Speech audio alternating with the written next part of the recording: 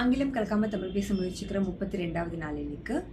நான் இது வரைக்கும் கற்றுக்கிட்ட தமிழ் வார்த்தைகள், அதாவது எனக்கு நம்மளுக்கு ஆங்கில வார்த்தைக்கு தமிழ் வார்த்தை தெரியாமல் இருக்கும். இல்லை ஒரு சில வார்த்தைகளுக்கான வார்த்தையில் சொல், ஒரு சில சொல்லுக்கான வடமொழி சொல் நம்ம பயன்படுத்திகிட்டு இருப்போம். அது அந்த மாதிரியான விஷயங்களை நான் எழுதி வச்சுருக்கேன். அதை நான் வாசிக்க போகிறேன். யூஸ்க்கு பயன்படுத்துதல், பிரயோகம் உபயோகம் எல்லாம் வடமொழி சொல். டிரான்ஸ்லேட்க்கு மொழிபெயர்ப்பு, மெசேஜ்க்கு செய்தி, வேர்டுக்கு சொல், வார்த்தைங்கிறது வடமொழி சொல், சொல்ன்றது தான் சரியான சொல். போஸ்ட் பண்ணுறது அப்படின்னு சொல்கிறோம்ல, அதுக்கு பதிவிடுறது. நான் பதிவிட்டிருக்கேன், இப்போ இந்த காணொலியை நான் பதிவிடுறேன். புக், நூல், புத்தகம்ங்கிறது ஒரு வடமொழி சொல். நம்ம ஒரு நூல் படித்தேன் அப்படின்னு தான் சொல்லணும். ஆமாம், புத்தகம் ஒரு வடமொழி சொல்.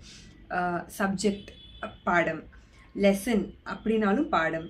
எக்ஸாம்பிள், அதுக்கு எடுத்துக்காட்டு, உதாரணம்ங்கிறது ஒரு வடமொழி சொல். இன்னும் நிறைய இருக்குது. எனக்கு ஒரு நிமிஷம் முடிஞ்சிருச்சு. நாளைக்கு நான் இந்த பட்டியலை தொடர்றேன். நன்றி.